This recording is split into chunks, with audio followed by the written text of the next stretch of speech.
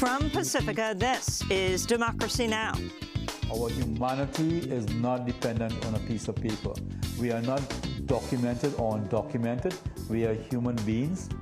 That's the voice of Ravi Ragbir, head of the new Sanctuary Coalition of New York City.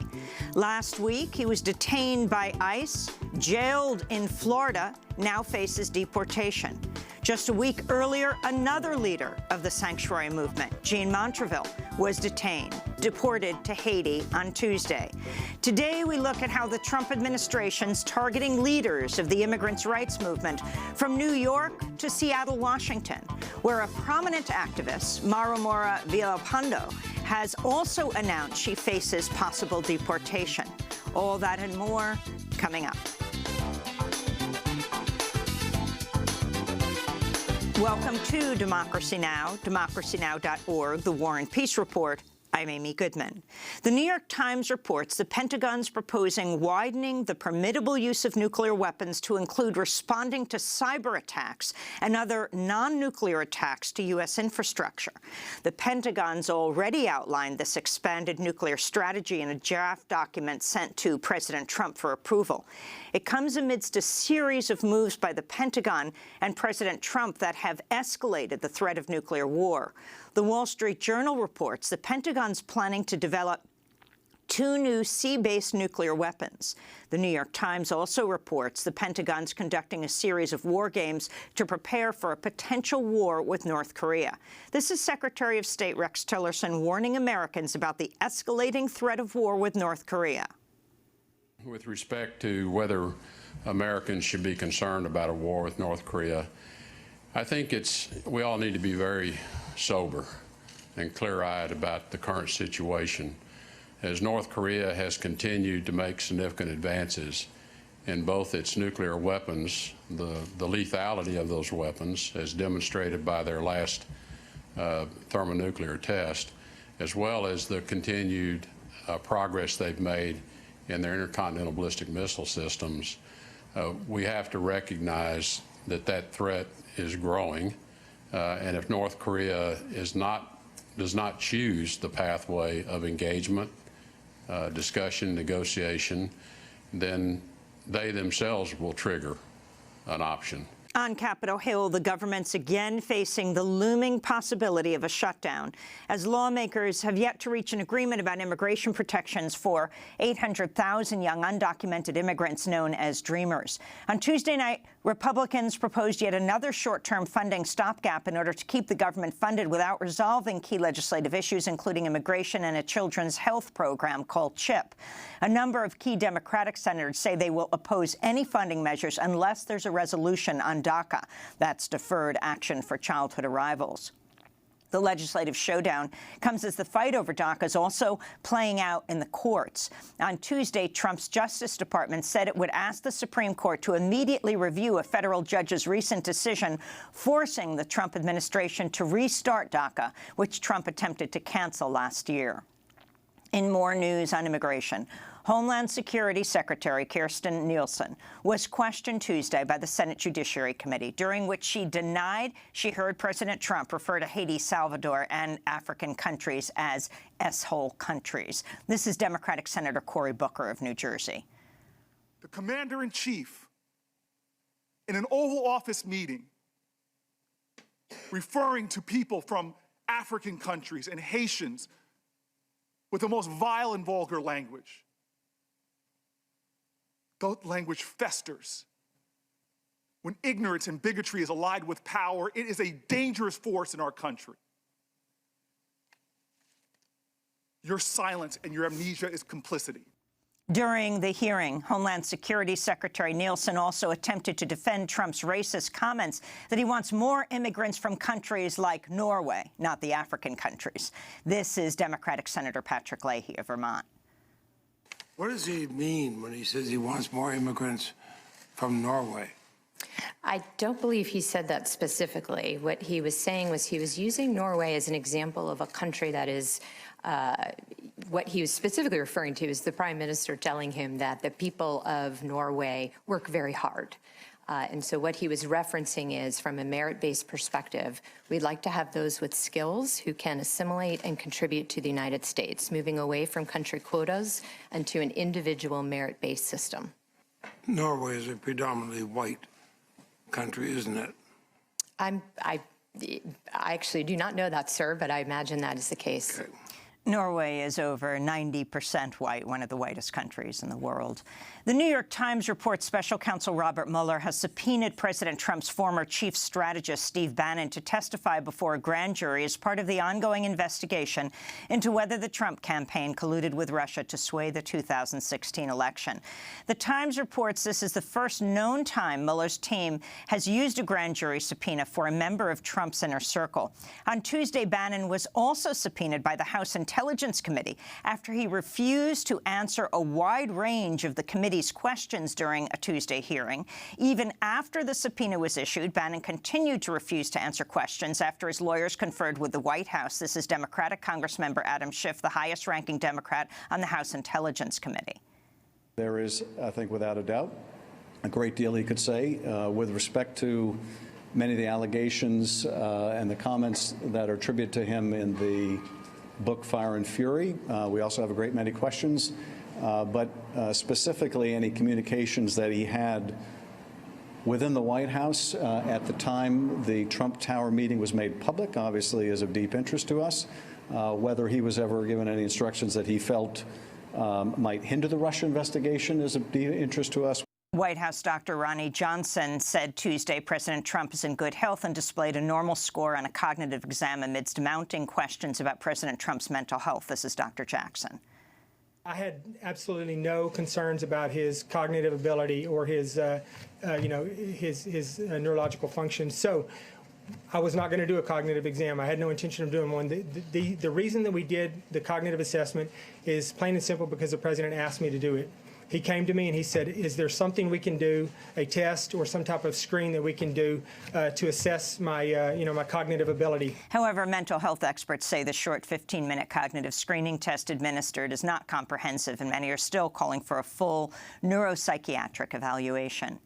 The Senate moved Tuesday to extend the National Security Agency's warrantless surveillance program for another 6 years. The Senate voted 60-38 to overcome a procedural delay, despite calls by a group of lawmakers who first wanted to vote on a series of amendments that would have imposed more privacy protections. The law, known as Section 702, allows the U.S. government to collect communications, including emails, phone calls, text messages from foreigners, including their communications with U.S. citizens. It can collect all this information without a warrant. The Trump administration's withholding $65 million of funding from the UN humanitarian agency for Palestinians known as UNRWA. That's the UN Relief and Works Agency. UN officials say the slashed funding will devastate its humanitarian programs. This comes as the Israeli military attacked a funeral procession in the West Bank, opening fire on the mourners during clashes after the funeral. The funeral was for 24-year-old Ahmed Salim, who was killed by Israeli troops Monday. The United Nations says at least 5,000 children in Yemen have been killed or maimed since March 2015, when the U.S.-backed Saudi-led coalition intervened in the ongoing conflict, launching a massive bombing campaign and imposing a blockade that's created a widespread shortage of food, water, and medicine in Yemen. The UNICEF report says another 400,000 children in Yemen are severely malnourished. The United States has supported Saudi Arabia in the ongoing war in Yemen by selling the Saudis billions of dollars worth of weapons and providing logistical military support, including critical mid-air refueling to Saudi coalition warplanes.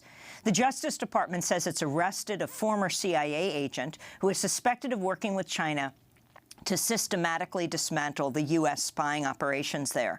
The former officer is named Jerry Changxing Li. In recent years, more than a dozen CIA informants have been killed or imprisoned by the Chinese government. In more news on China, pro-democracy activist Joshua Wong has been sentenced to 3 months in prison for his role in organizing the 2014 Umbrella Movement protests in Hong Kong. This is Joshua Wong speaking before his sentencing Wednesday. They can lock up our body, but they can't lock up our mind. What we hope to do is, even we need to face the prison sentencing, we'll still continue to fight for democracy in the future. In the Philippines, journalists and press freedom advocates are condemning Duterte's government for trying to shut down the highly popular independent news outlet Rappler. On Monday, the Securities and Exchange Commission revoked Rappler's license to operate on charges that the website's foreign-owned, even though the website is owned by Filipinos. This morning, the Philippines Justice Department authorized the opening of a criminal investigation into the website. Rappler and press freedom advocates say the website's being targeted for its critical reporting on Rodrigo Duterte's administration and his devastating so-called drug war. Back in the United States, the majority of the National Park System Advisory Board has resigned in protest of the fact that Interior Secretary Ryan Zinke has not met with them even once since Trump took office a year ago. The board's chairman, Tony Knowles, a former governor of Alaska, said, quote, "The department showed no interest in learning about or continuing to use the forward-thinking agenda of science when it comes to the effect of climate change, protection of ecosystems, and education," unquote. He was one of 9 members of the 12-person panel who quit on Monday in protest. In California, a Los Angeles County Sheriff's deputy has been arrested by FBI agents and charged with running a drug trafficking scheme, which included allegedly hiring other police officers to provide physical security for drug dealers. Deputy Kenneth Collins and 3 other men were arrested in the Tuesday morning sting. In Wisconsin, Democrats have won a major victory in a state Senate race, flipping a rural district that's been controlled by Republicans for almost 20 years. Democrat Patty Schachtner defeated State Representative Adam Jarcho in a special election, winning by at least 9 points. In Chile, Pope Francis has apologized for the irreparable damage caused by pre-sexual abuse of children. He said he was pained and ashamed by the abuse. And in Michigan, female gymnasts who survived sexual assault and abuse by former USA gymnastics team Dr. Larry Nassar testified against him on the first day of his sentencing Tuesday. Dr. Nassar has already admitted to sexually abusing the athletes when they were children and adolescents and then covering up the abuse by pretending it was part of a medical treatment. Nearly 140 women have come forward to accuse Nassar of abuse, including exposing himself in front of them, rubbing his genitals against their bodies, penetrating their vaginas with his fingers. Among his accusers are Olympic gymnasts, including the gold medalist Simone Biles. The first woman to testify at Tuesday's hearing was Kyle Stevens, who said Nassar began abusing her when she was only 6 years old. Another woman who testified at Tuesday's hearing was Donna Markham, the mother of former gymnast Chelsea Markham, who was sexually abused by Nassar when she was only 10 years old. Chelsea went on to commit suicide in 2009. In 2009, she took her own life because she couldn't deal with the pain anymore. It'll be 10 years in March that I lost my baby. She was 23 years old. She would have been 33 now. And every day I miss her. Every day. And it all started with him. It all started with him and just became worse as the years went by until she couldn't deal with it anymore. Larry Nassar faces decades in prison on charges of sexually assaulting and abusing minors. He's already been sentenced to 60 years in prison after being convicted on child pornography charges in a separate case. And those are some of the headlines. This is Democracy Now!, democracynow.org, The War and Peace Report. I'm Amy Goodman. On Martin Luther King Day here in New York, hundreds gathered to oppose the detention of local activist Ravi Ragbir, who was detained last week when he went to his check-in with ICE, that's Immigration and Customs Enforcement. Ragbir is executive director of the new Sanctuary Coalition of New York City. He helped pioneer the accompaniment program for thousands of others who face similar check-ins. Ravi's detention sparked a peaceful protest that was met with police violence. Police arrested 18 people, including members of the New York City Council. Ravi Ragbir legally immigrated to the United States from Trinidad and Tobago more than 25 years ago, but a 2001 wire fraud conviction made his green card subject to review. Even though he's married to a U.S. citizen and has a U.S.-born daughter, the government refused to normalize his status. Just a week prior, Jean Montreville, another leader with the New Sanctuary Coalition of New York City, was detained outside his home. He was deported to Haiti on Tuesday. Well, on Monday, hundreds circled Washington Square Park in Lower Manhattan in a Jericho walk, then gathered at Judson Memorial Church to show support for Ravi and Jean.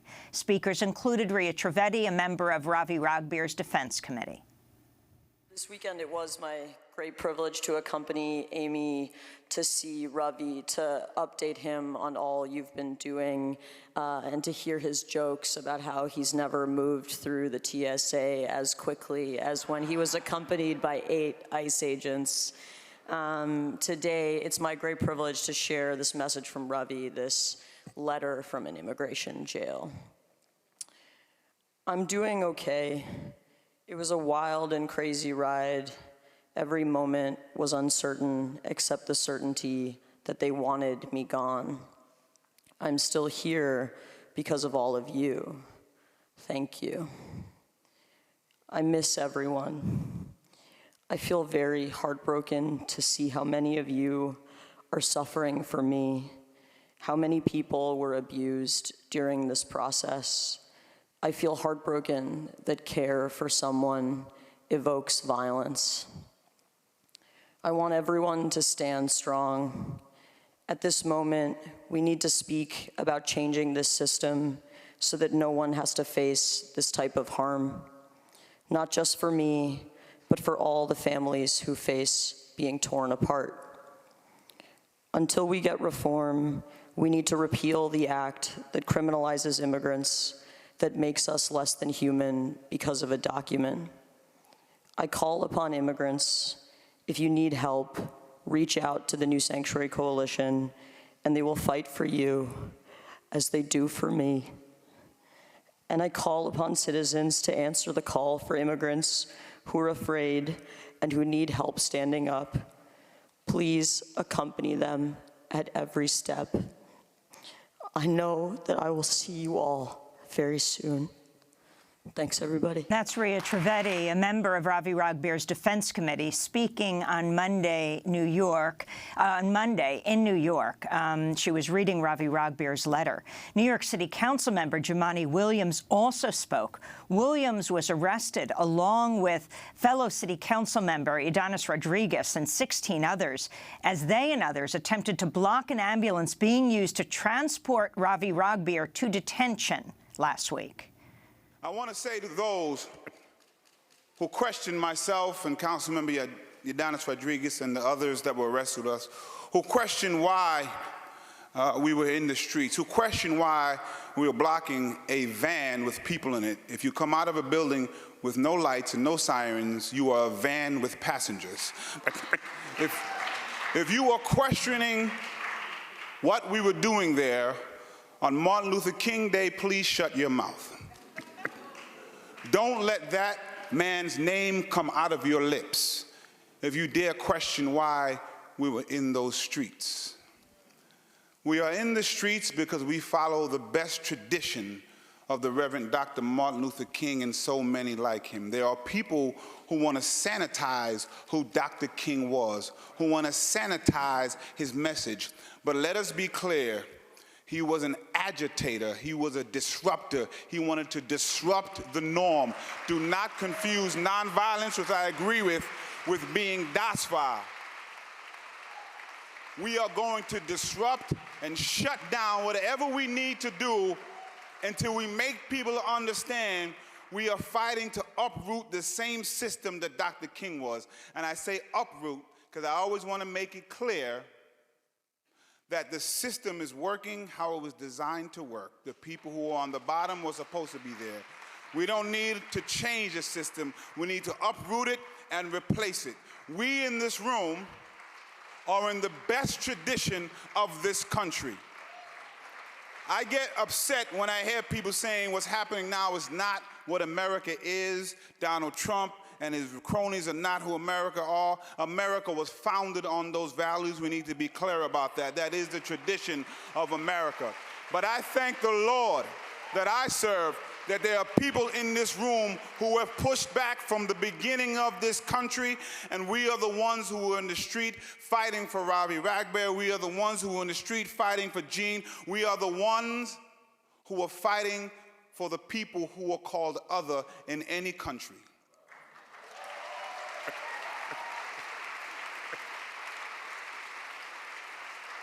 I stand here proud because in that street with those folks was a proud, proud day. It was the closest that I felt to what must have happened when people were fighting decades ago. Nobody here was there. Nobody can say that they are those people that we celebrate. But the feeling of fear that I had and understanding that the morality of what was going on dictated that I continued to move forward within that fear. So I'm here to tell folks, some people say don't be afraid, don't be fearful. Fear is not a spirit of God. But I'm here to tell you, while that is true, I am human and so are you, so fear is a human emotion. But what we need is the courage that God has given us to move forward in that fear. And I feel the courage in this room to make sure we move forward, to make sure we get justice. New York City Councilman Jumaane Williams among 18 people arrested after Ravi Ragbear was detained. Jumaane Williams has also announced his intentions to explore the possibility of running for lieutenant governor here in New York. When we come back, we'll be joined by the relatives of both Gene Montreville and Ravi Ragbear. And we'll speak with Gene Montreville, who has just arrived in Haiti after he was deported. Stay with us. My skin glows in the dark, shines in the light. It's the color that holds me tight.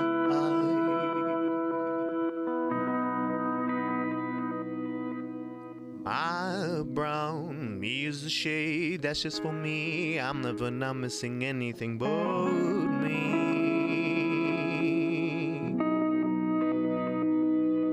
'Cause I love you and I can't miss anything but you. And you're stuck on me, and all this time I'm inside you. Our time together we grow, we stretch and we show as tough as it goes, and it won't rub off of you. There's friends of similar shades, of different ways, who feel the same way. Don't ever forget them. It's My Brown Skin by Helado Negro, Black Ice Cream. Singing live in our Democracy Now! Studios, he begins his national tour today. To see his full performance and interview, go to democracynow.org. This is Democracy Now!, the War and Peace Report. I'm Amy Goodman. As we turn to look in more depth about the cases of Ravi Ragbear and Gene Montreville, two leaders of the new sanctuary movement targeted by the Trump administration. On Tuesday, yesterday, John Montreville was deported to Haiti after residing in the United States for over 3 decades. He came to the U.S. from Haiti with a green card in 1986 at the age of 17. During the height of the crack epidemic, he was convicted of possession of cocaine, sentenced to 11 years in prison. He served that time. Upon his release, he married a U.S. citizen, had 4 children, became a successful small businessman, as well as an immigrants' rights activist. He's had no further interaction with the criminal justice system. Meanwhile, another immigrant rights leader here in New York, Ravi Ragbear, is also facing deportation. He was detained last Thursday when he went to his check-in with ICE, Immigration and Customs Enforcement. Ravi's detention sparked a peaceful protest that was met with police violence. Police arrested 18 people, including members of the New York City Council. Ravi Ragbear is executive director of the new Sanctuary Coalition of New York City. He's now being held in Florida and faces deportation. Well, joining us from Haiti is Gene Montreville, deported to Haiti on Tuesday. We welcome you to Democracy Now!, Gene. Are you in Port-au-Prince? Can you talk about what's happened to you since you were arrested and then detained and deported? Good morning, Amy. Thank you so much for having me on your program again. Yes, I am. I just had my first wake up in Haiti after 32 years. And I have to tell you, it's a different feeling. Haiti has changed so much since I left. As you very well know, I was deported on Tuesday without any notification from my lawyer. They just deported me. My case was still in court.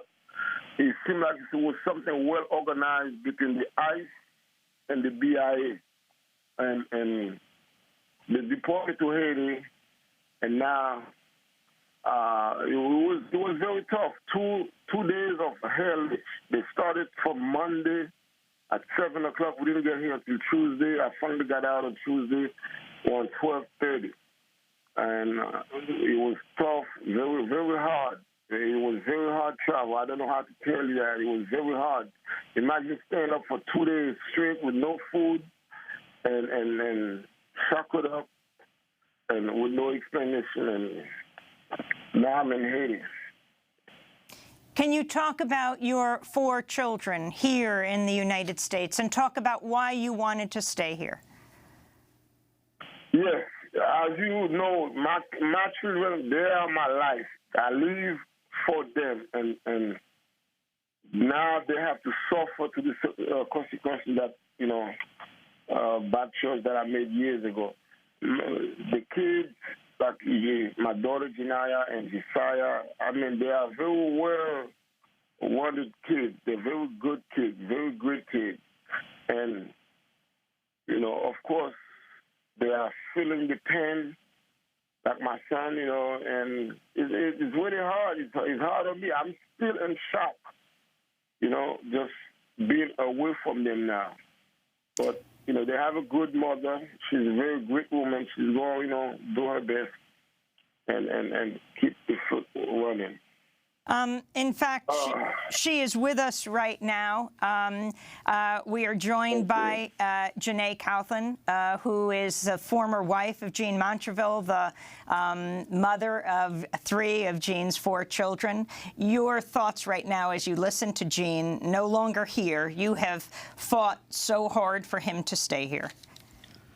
My thoughts is the system is really screwed up. They based on separating families. And to target a leader, what they didn't know is I'm the one that did all the research when Jean was first detained in 2005.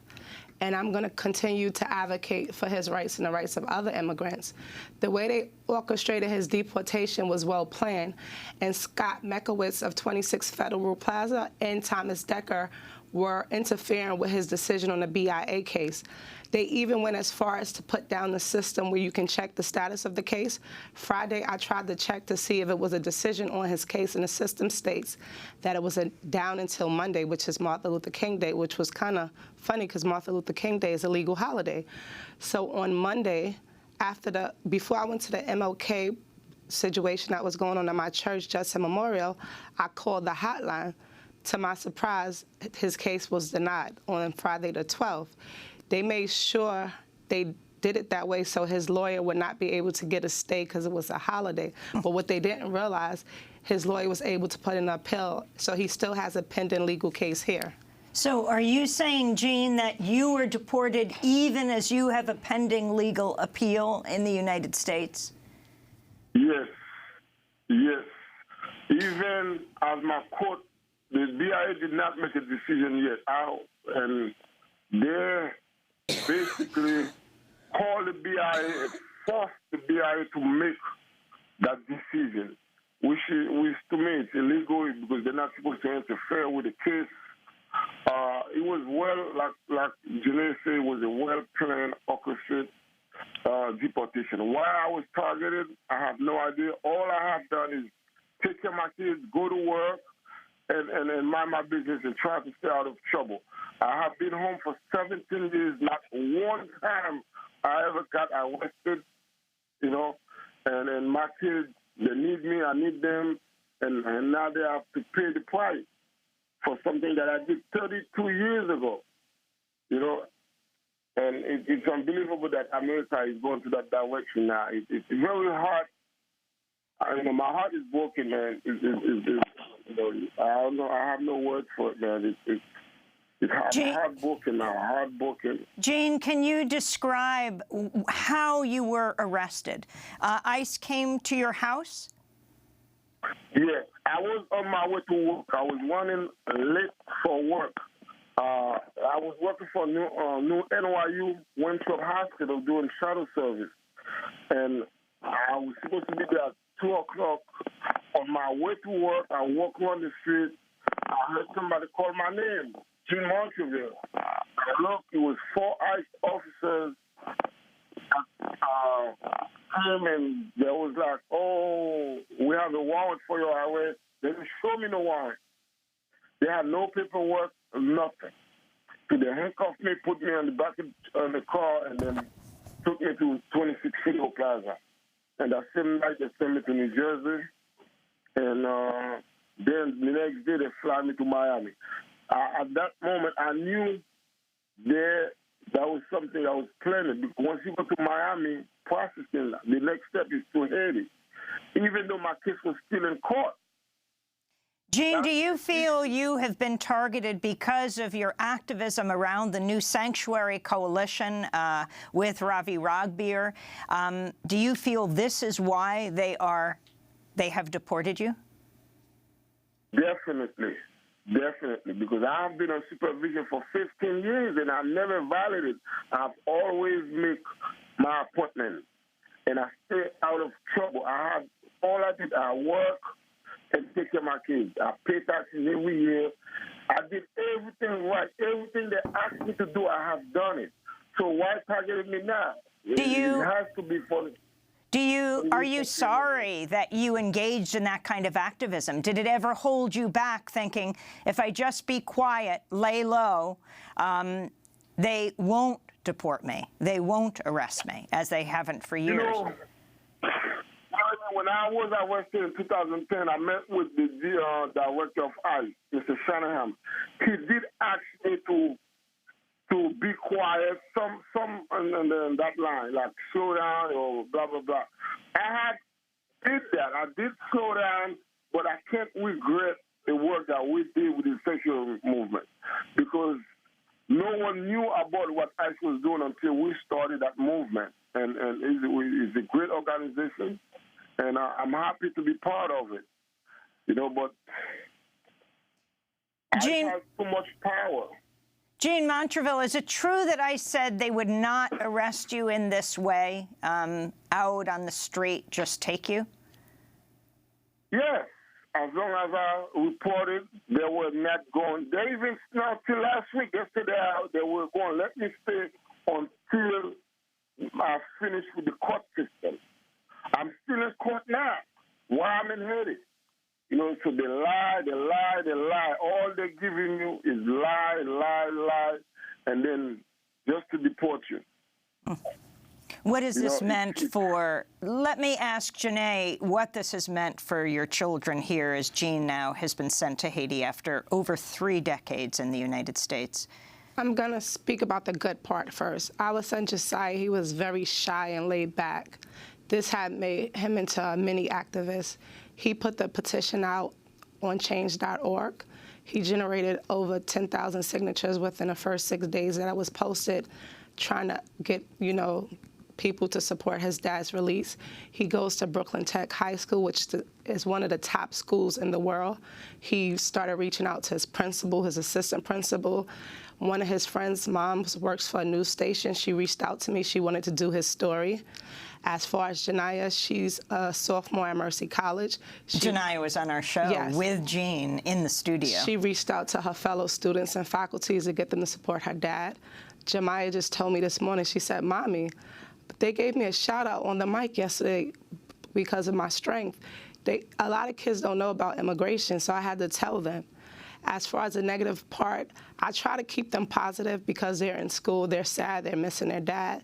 But I told them, all of you guys have passports and you will be with your dad. You can't allow a broken system to destroy you. One day, we'll all be free. America was created on slavery. Slavery was a law. So the same way a law made them put him in deportation proceedings, because if you think about him and Ravi, they got convicted in the 80s. The law changed in the 90s. Why does that apply to them? I'm sitting here as a U.S. citizen. If I did something in the 80s, the 90s law wouldn't apply to me. So it's obvious it's racism. Well, you mentioned Ravi, and I want to turn to Ravi Ragbir in his own words. He recorded this message on January 10th, the day before he was detained. That was asked to me is, why have I not taken sanctuary? That was not an option for me. And the reason why that was not an option for me is because there were so many of you who have stood up for me. There's so many of you who have come out around me. I hope that you will be now motivated to stop this, and I hope and I pray that you will step out of your comfort zone to create a network of safety, not just in the houses of worship, not just in the space where we call sensitive zone, but create a network of safety around you and around the community, because you refuse to let this agency act. Immigration and Customs Enforcement, you are refusing to let them come in to your community and destroy it and take away those families only because they don't have one piece of paper. Our humanity is not dependent on a piece of paper. Ravi Ragbir, Executive Director of the New Sanctuary Coalition of New York City, speaking last week, just a day before he was detained. Ravi's detention sparked a peaceful protest that was met with police violence.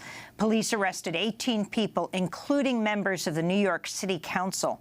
He is now being held in Florida, facing deportation. Ravi legally immigrated to the U.S. from Trinidad and Tobago more than a quarter of a century ago, but a 2001 wire fraud conviction made his green card subject to review.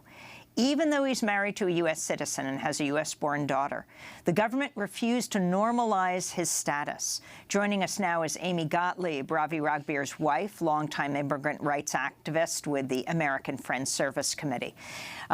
Talk about what's happening with Ravi right now. We're speaking to Gene. He's in Haiti, speaking to us on the phone, just deported. They were both, Gene and Ravi, sent to Florida. That's where Ravi is right now? That's right, yes. Now, courthouse news reporter Adam Klasfeld on Tuesday, during the hearing for Ravi Ragbir, said today an assistant U.S. attorney said he didn't know why ICE detained him when they did. He was detained to effect removal, Brandon Waterman said. What we don't know is why they did it now. Can you explain?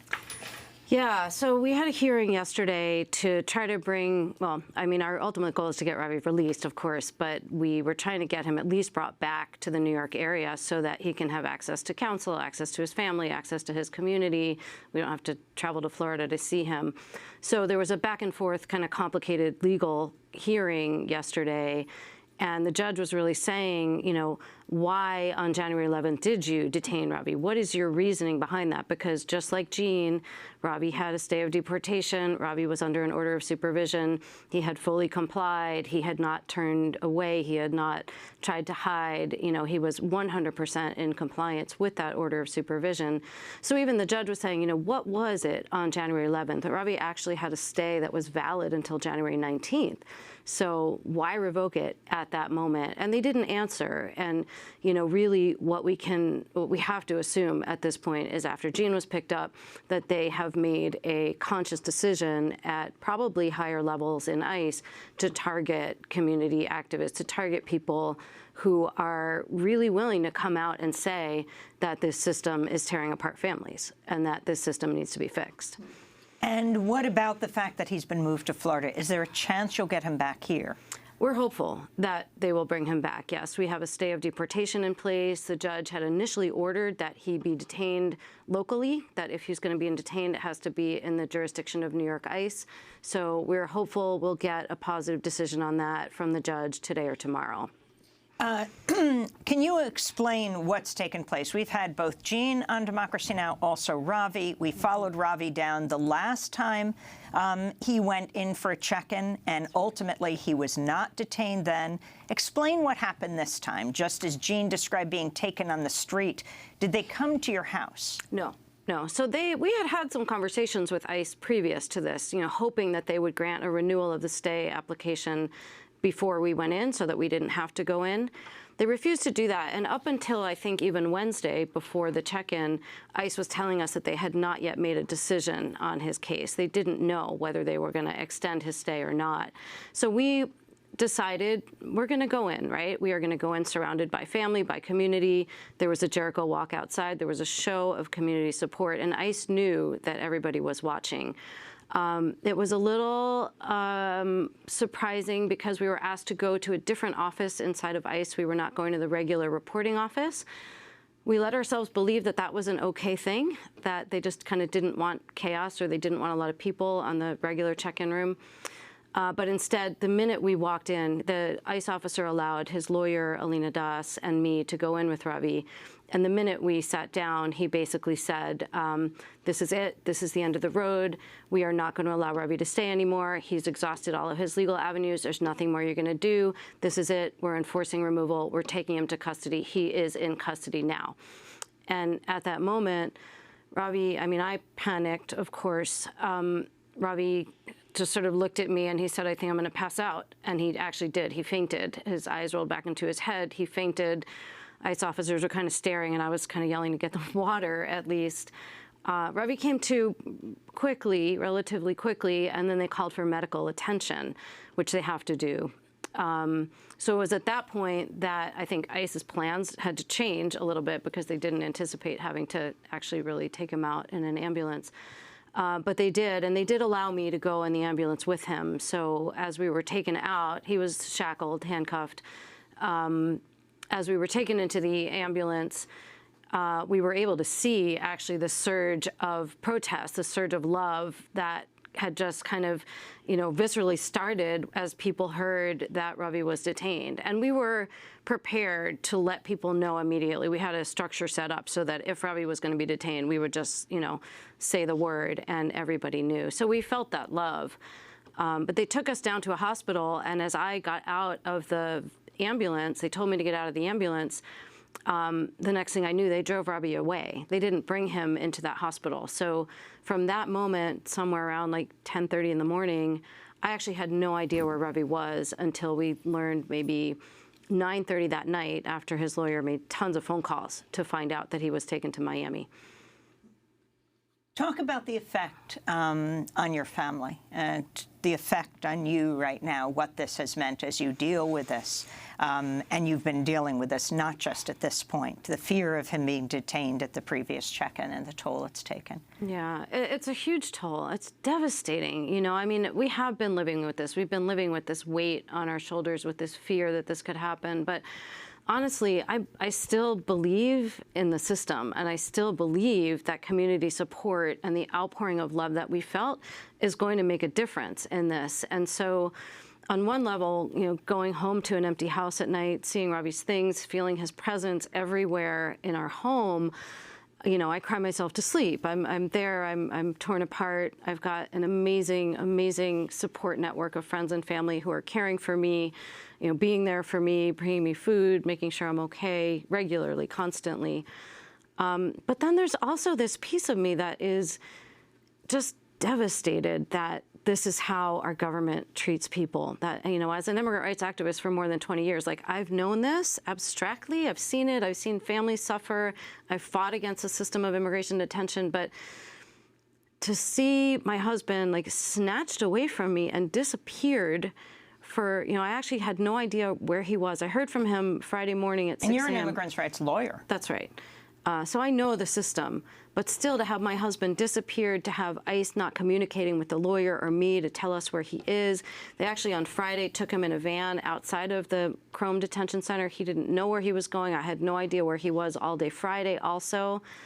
And when I finally went down to see him, fly to Miami to see my husband, I get a 1-hour visit through plexiglass, right? So it's extraordinary the impact that it has on a person, on relationships, and I'm still sort of just, barely walking through this. I want to turn to part of the interview we did with Ravi Ragbir last year.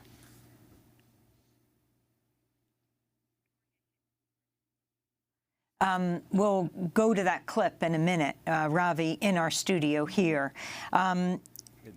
Let's go to powers that. where I need to be. You know, I need to be always aware that even though I may have support, I have to think about those who do not have support. So I always have to be ready to think about the consequences of a policy change on someone who do not have that support. But you know what you saw yesterday is those immigrants who says I've been a role model for them, so that they are now speaking up, and they are now empowered to go out and speak to the elected officials and go out and advocate for themselves.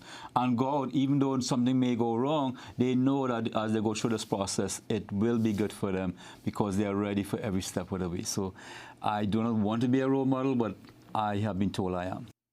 That's Ravi Ragbir in our studio last year with Amy Gottlieb, his wife, who also is an immigrants' rights attorney. Do you think he and Jean have been targeted?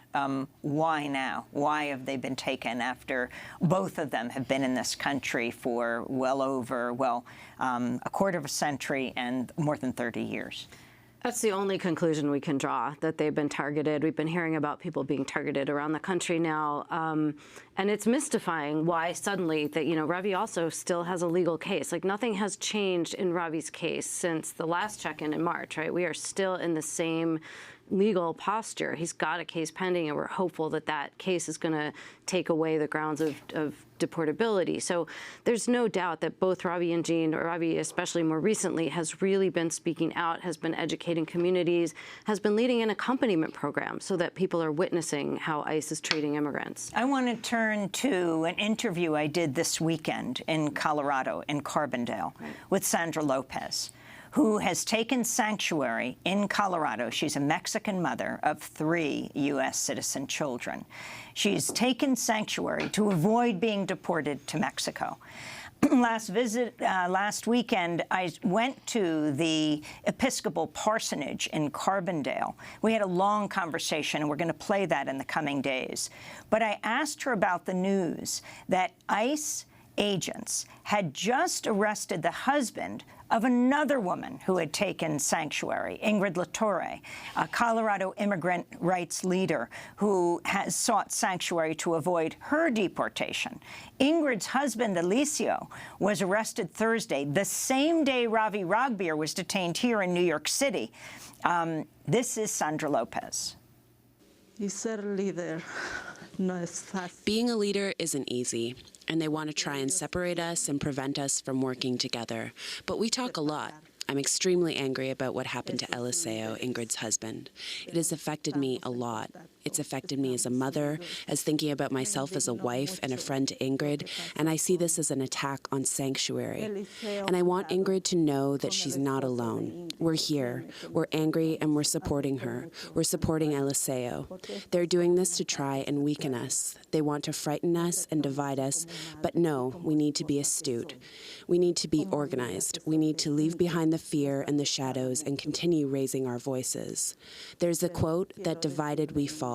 We're going to stay strong and united, and we're going to continue defending our dignity and defending sanctuary. So that is Sandra Lopez in the Episcopal parsonage in Carbondale, there for 3 months with her 2-year-old, Aurelie.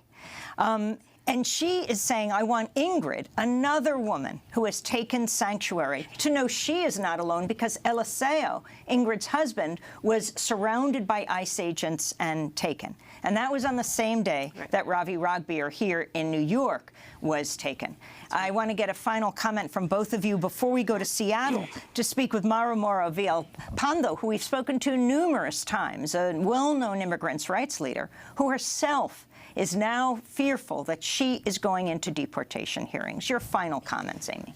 I say we need to fight this. We need to continue fighting. What we have seen since Ravi was detained, since Jean was deported or detained and then deported, and since all these other cases are popping up, that the community support is coming out and that it is making people stronger, more united. As Sandra said, we are coming together and we are going to fight this. This attempt by ICE to knock us down, to put us away, is not going to be successful. We are going to continue moving this, and we've got Janae, and we've got Mauro. We've got a ton of people on this who are going to make it happen. And Jean Montreville, you're still on the phone with us from Haiti. I'm wondering, in this final moment we have with you, if you could comment on the reports that President Trump talked about Haiti, as he did African countries and El Salvador, as, well, I won't say the word that he used, as S-hole countries, curse-hole countries. Do you think that has something to do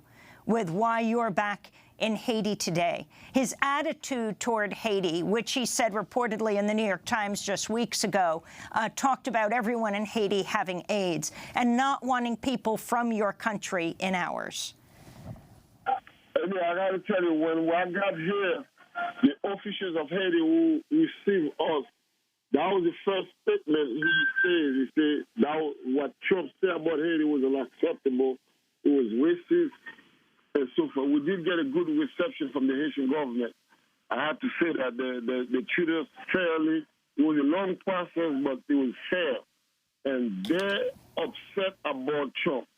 And that coming from an official of Haiti, is one of the secretaries of the GCS, and they do not like that.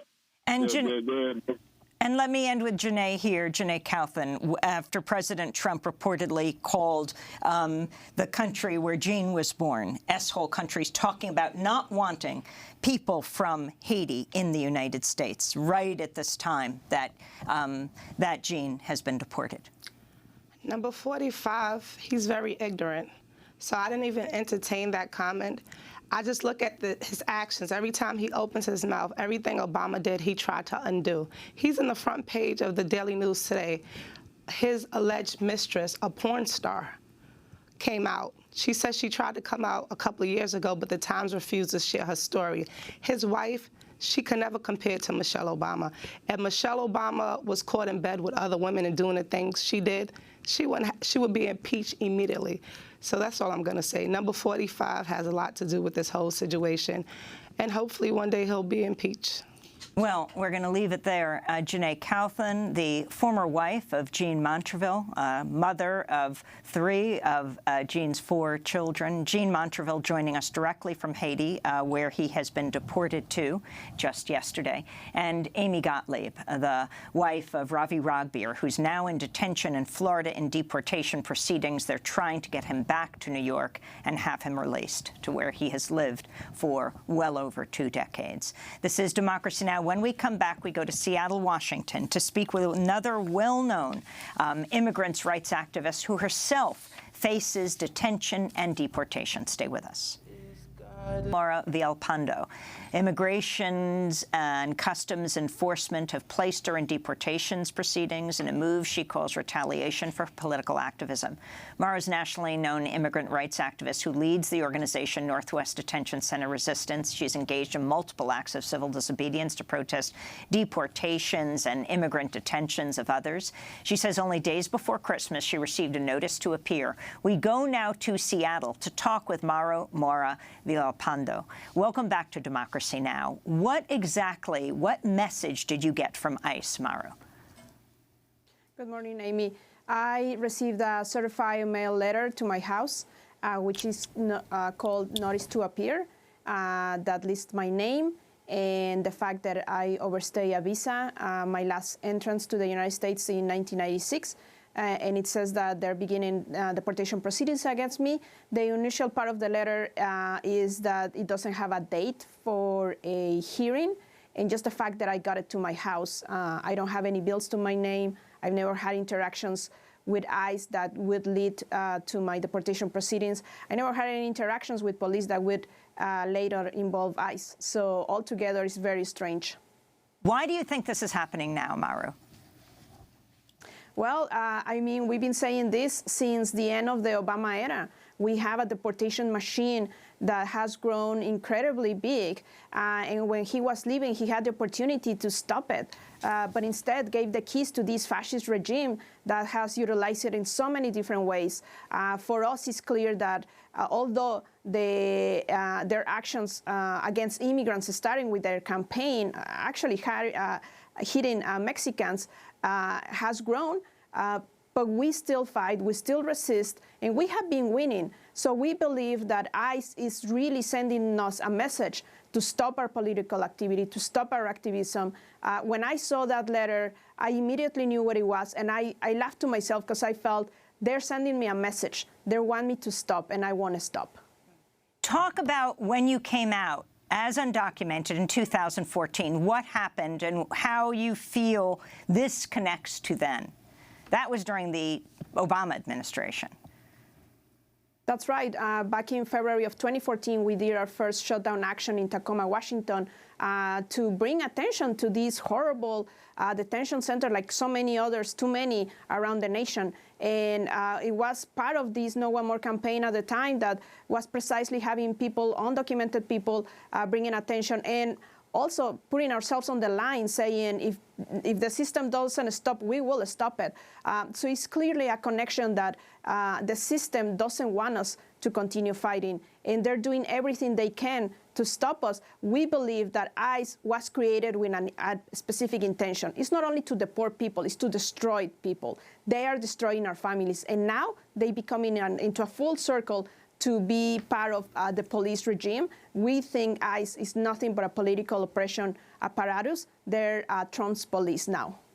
We've had you on, we've had your daughter on, Maru. What are your plans now?